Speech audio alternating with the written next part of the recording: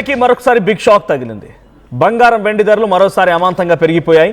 ఇవాళ ఒక్కరోజే 2240 రూపాయలు బంగారంపై పెరిగింది. ఒకేసారి 15,000 సిల్వర్పై పెరిగిపోయింది. ప్రస్తుతం 24 క్యారెట్ల తులం బంగారం ధర 1,58,840 రూపాయలుగా ఉంటే అటు 22 క్యారెట్ల తులం బంగారం ధర 1,45,600 రూపాయలుగా ఉంది.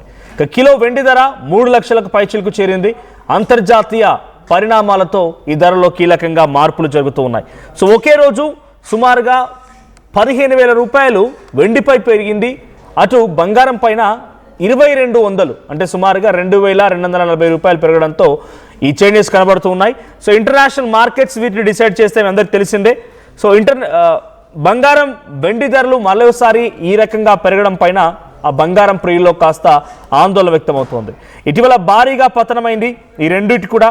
సో 5% మేర మార్కెట్లో బంగారం ధర ఈరోజు పెరిగింది. మల్టీ కమోడిటీ ఎక్స్చేంజ్లో వెండి కిలో మార్చి నెల కాంట్రాక్ట్ ప్రకారంగా 4.74% పెరిగిపోయింది. 2,61,745 రూపాయలకి ఈరోజు వెండి ధర పెరిగిపోయింది. ఇక అంటే 11,000 పెరిగింది.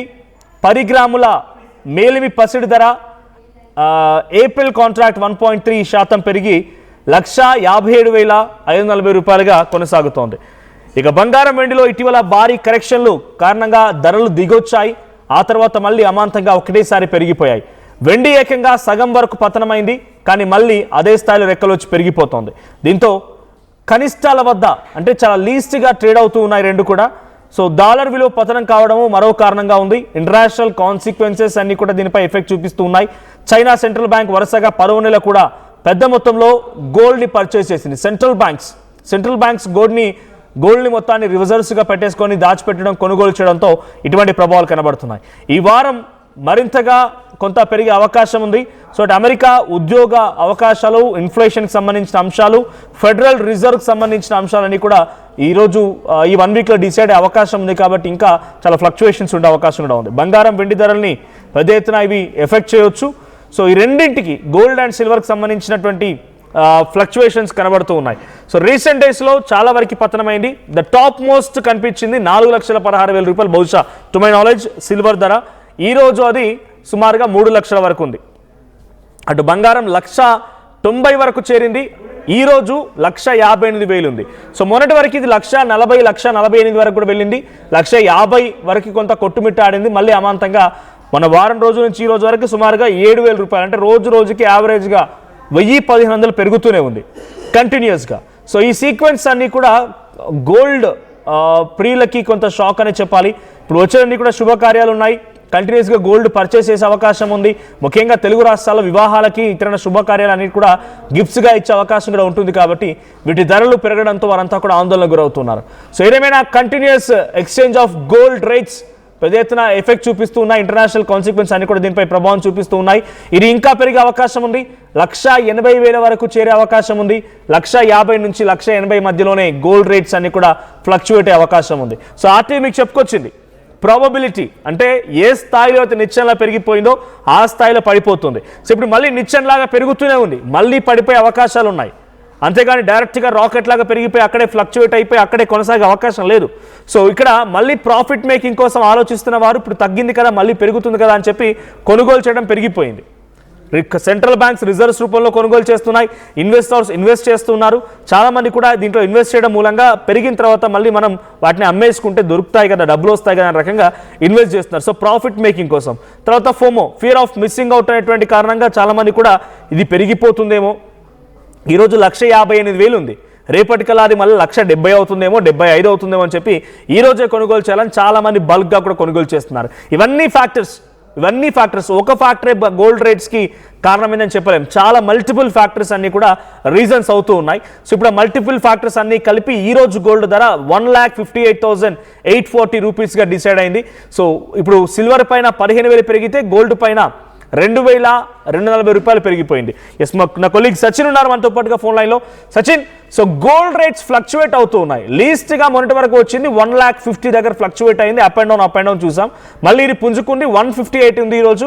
అటు సిల్వర్ ఏకంగా 4 lakhs పైబడి అయింది. అది కాస్త డౌన్ అయిపోయి ఈరోజు 3 lakhs వరకు వచ్చింది. మొన్న మధ్య 250, 240 వరకు పెరిగింది. సో మళ్ళీ ఇది ప్రాబబిలిటీ ప్రకారంగా మళ్ళీ రాకెట్ లాగా పెరుగుతూనే ఉంది. అంటే అప్ అండ్ డౌన్స్ ఏమీ లేవు, కంటిన్యూస్గా పెరుగుతూనే ఉంది. So there is a probability that డైరెక్ట్గా రాకెట్ లాగా పెరిగిన రేట్స్ అన్ని కూడా మళ్ళీ అదే స్థాయిలో పడిపోయే అవకాశం ఉందని అంటున్నారు. ఇది ఎక్కడి వరకు వెళ్ళొచ్చు, ఎక్కడి వరకు టాప్ రేట్ రీచ్ అయ్యే అవకాశం ఉంది? If at all we want suggest consumers ఎవరికైనా సజెస్ట్ చేయాలనుకుంటే, is this the right time to purchase gold? Market ప్రస్తుతం ఒక అస్థిరత అనేది కనిపిస్తోంది కాబట్టి కొంచెం వేచి చూడడం బెటర్. ఎందుకు నేను ఈ మాట అంటున్నానంటే, let me clear one thing. ఎందుకంటే ఫిబ్రవరి 2వ తారీఖున ఇదే బంగారం నేను 3% జిఎస్టీని మినహాయించి నేను చెప్పే ప్రయత్నం చేస్తున్నాను. 3% జిఎస్టీ మినహాయిస్తే కనుక ఇంకొంచెం ఎక్కువ ఉంటుంది. మీరు అంటే ఈరోజు 1,55,593 రూపాయలు ఒకవేళ 3% జిఎస్టీ మినహాయిస్తే కనుక, అండ్ నేను కలుపుకుంటే కనుక 1,58,000 చిల్లర పై చిలుకుంటుంది. సో నేను ఇక్కడ 3% జిఎస్టీ మినహాయించి అండ్ ఇండియన్ బులియన్ మార్కెట్ ఉంటుంది, అది చెప్పే లెక్కల ప్రకారం చెప్పే ప్రయత్నం చేస్తున్నాను. సో ఈ రోజు 1,55,593గా ఉంది అంటే కనుక ఇది దాదాపుగా 4వ తారీఖున చూసుకుంటే మనోజ్ 1,58,000 పై చిలుకుంది.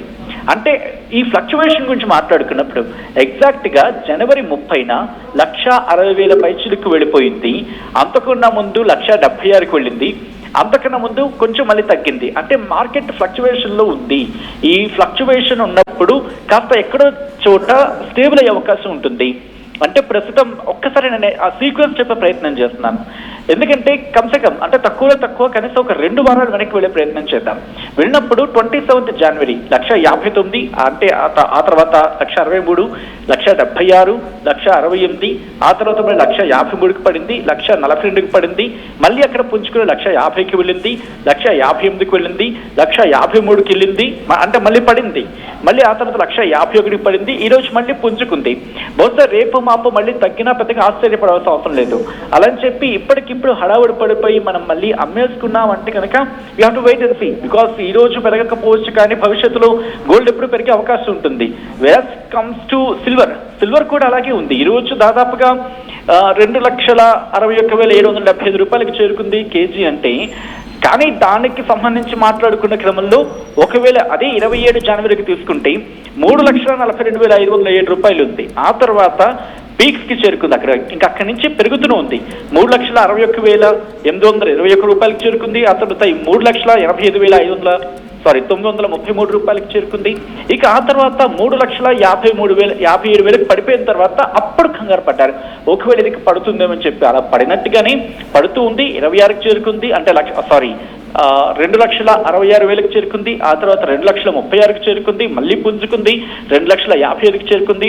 ఆ తర్వాత 2,76,000కి చేరుకుంది, మళ్ళీ పడింది. 2,52,000కి పడింది. ఆ తర్వాత మళ్ళీ 2,41,000కి చేరుకుంది. ఈ తర్వాత 2,61,000కి. అంటే స్టేబుల్ అయ్యే ప్రయత్నం జరుగుతూ ఉంది. ఎందుకు ఇలా జరుగుతుంది అనేది మనం మాట్లాడుకునే ప్రయత్నం చేస్తే వినిపించే మాట దాదాపుగా ఎప్పుడైతే ఒక పీక్స్ కి చేరుకుంటుందో, అంటే ఒక హైయెస్ట్ అమౌంట్ కు చేరుకుంటుందని చెప్పి మార్కెట్ భావిస్తుందో, ఒక్కసారిగా దాంట్లో చేసిన ఇన్వెస్ట్మెంట్ ని వాళ్ళు విత్డ్రా చేసేసుకుంటారు. అంటే దాంట్లో ఇన్వెస్ట్మెంట్ ఉన్న, అంటే గోల్డ్ ఇన్వెస్ట్ చేసిన ఇన్వెస్టర్స్ ఎవరైతే ఉంటారో వాళ్ళ అమౌంట్ ని వాళ్ళు విత్డ్రా చేసేసుకుంటారు. అంటే దాని నుంచి వాళ్ళ ఇన్వెస్ట్మెంట్ ని వాళ్ళు వెనక్కి తీసేసుకుంటారు. అమ్మకాలకి జోరందుకుంటూ ఉంటాయి. సో అలా జరిగినప్పుడు మార్కెట్ ఒక్కసారిగా డౌన్ అవుతుంది. ఆ తర్వాత ఎప్పుడైతే మళ్ళీ మదుపర్లు ఎవరు, ఈ ఇన్వెస్టర్సే మళ్ళీ బంగారంలో పెట్టాలి. ఎప్పుడైతే బంగారం బాగా పడిపోయిందో వాళ్ళకి అంచనా అనుకుంటారు. ఫర్ సపోజ్ నాకు మార్జిన్ ఫలానా వస్తే చాలు, వచ్చిన తర్వాత ఆ మార్జిన్ వచ్చిన తర్వాత ఓకే నా అమౌంట్ ఎంత ఉంది, ఇప్పుడు అదే అమౌంట్ ని మళ్ళీ తీసుకుని వీళ్ళు పెడతారు. సో మార్కెట్ కి వాళ్ళకి ఒక అంచనా ఉంటుంది. ఆ అంచనా ప్రకారం వాళ్ళు మళ్ళీ పెడుతూ ఉంటారు. పెట్టిన తర్వాత ఏమవుతుంది, ఓకే మార్కెట్ స్టేబుల్ అవుతుంది అనుకున్నప్పుడు మళ్ళీ రేట్లు పెరుగుతూ ఉంటాయి.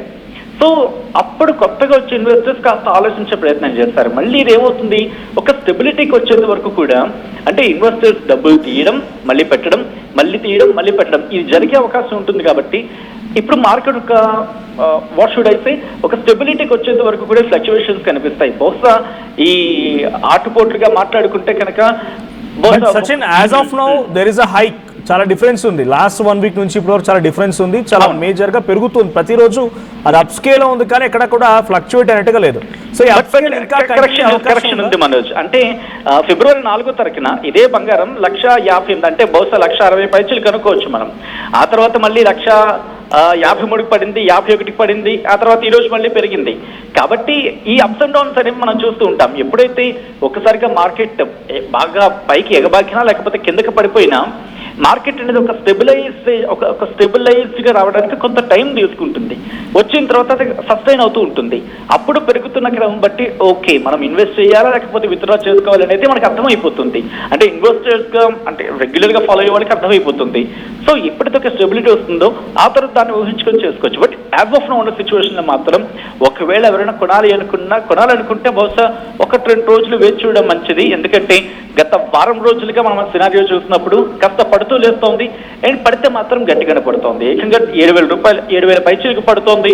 పెరిగినా కూడా అలాగే అలాగే పెరుగుతోంది. ఒక 4-5 వేల చిల్లర పెరుగుతున్న సందర్భం 99.9 గోల్డ్కి సంబంధించి మాట్లాడుకున్న క్రమంలో. సో కాబట్టి ఫ్లక్చువేషన్ కొనసాగుతోంది. రిమెంబర్ ఇది పెరగడానికి కారణం ఏంటంటే ఈ రీసెంట్గా జరుగుతున్న పరిణామాలు కూడా. ఎందుకంటే రీసెంట్గా యుక్రెయిన్ విషయంలో జరిగిన ఇష్యూ, రష్యా యుక్రెయిన్ మధ్య యుద్ధ వాతావరణం ఇంకా కొనసాగుతూనే ఉంది. ఎక్కడ కూడా స్టెబిలిటీ రావట్లేదు. ఇంకోటి ఏంటి, ఇరాన్కి అమెరికాకి మధ్య జరుగుతున్న చర్చలు ఎక్కడా సఫలం కాలేదు. దాంతోపాటు అమెరికాలో వడ్డీ రేట్లు తగ్గుతాయని చెప్పి అంచనాలు పెరిగినప్పుడు డాలర్ విలువ తగ్గుతుంది. డాలర్ బలహీనపడితే ఏమవుతుంది, ఇంటర్నేషనల్ మార్కెట్లో బంగారం ధరలు పెరిగే అవకాశం ఉంటుంది అనేది వినిపించే మాట. దీంతో పాటు చైనా, భారత్ లాంటి దేశాలు కేంద్ర బ్యాంకులు అంటే ఆర్బీఐ లాంటివి వాళ్ళ బంగారం నిలబడి భారీగా పెంచుకుంటున్నాయి. డిమాండ్ పెరుగుతోంది. దీనివల్ల కూడా ధరల పెరుగుదల అనేది కనిపిస్తోంది అనేది వినిపించే మాట. ఇక దాంతోపాటు ప్రపంచవ్యాప్తంగా ప్రస్తుతం ఇన్ఫ్లేషన్ అనే మాట కూడా కనిపిస్తోంది. అంటే కరెన్సీ విలువ తగ్గడం, ఆ నష్టాన్ని పూడ్చుకోవడానికి ఆయా దేశాలు ఏకంగా బంగారాన్ని కొనుగోలు చేయడం ఇవన్నీ చూస్తున్నాయి. దాంతోపాటు అక్కడ స్థానిక కరెన్సీ విలువ డాలర్తో పోల్చినప్పుడు బలహీనపడుతుండడం ఇవన్నీ కూడా ఇంపాక్ట్ చూపిస్తున్నాయి. సో యాజ్ ఆఫ్ నో చూసుకున్నప్పుడు మాత్రం కొన్ని రోజుల పాటు ఇంకా అబ్జర్వేషన్ ఉంచాల్సిన సందర్భం. అంటే బహుశా ఈ మార్కెట్ స్టేబుల్గా వచ్చిన తర్వాత ఒక నిర్ణయం తీసుకుంటే మంచిదనే అభిప్రాయం అయితే మాత్రం వ్యక్తమవుతూ ఉంటుంది. Manoj. Right, thank you Sachin. So మొత్తంగా బంగారం ధర పెరుగుదల కనబడుతోంది. బంగారం ధర ఒక్కరోజే ఈరోజు 2,240 రూపాయల వరకు పెరిగింది. అటు వెండి పైన 15,000 పెరిగింది. సో ప్రజెంట్ గ్రాడ్యువల్గా ఇంక్రీజ్ అవుతోంది, అప్స్కేల్ అవుతోంది. ఇది కొంత కంటిన్యూ అయ్యే అవకాశం కనబడుతోంది. సో శుభకార్యాలకి లేకపోతే ఇతరత్ర గిఫ్ట్స్ కోసం ఇచ్చేటువంటి వారు ఏవైతే కొనుగోలు చేయాలనుకుంటున్నారో మేబీ ఇది ఇంకా పెరిగే అవకాశం ఉంది. కాబట్టి కొంత మీరు ఆలోచించి అడుగు వేయండి. At the same time international consequences gold రేట్స్ని డిసైడ్ చేస్తా. ఇంటర్నేషనల్ లెవెల్లో కొన్ని కాన్సిక్వెన్సెస్, డిఫికల్టీస్ని లేకుంటే కోల్డ్ వార్ సిచ్యువేషన్స్ని రకరకాలుగా జరుగుతూ ఉన్నాయి. కాబట్టి ఈ గోల్డ్ రేట్స్ అన్ని వాళ్ళ అయిపోతున్న పరిస్థితి.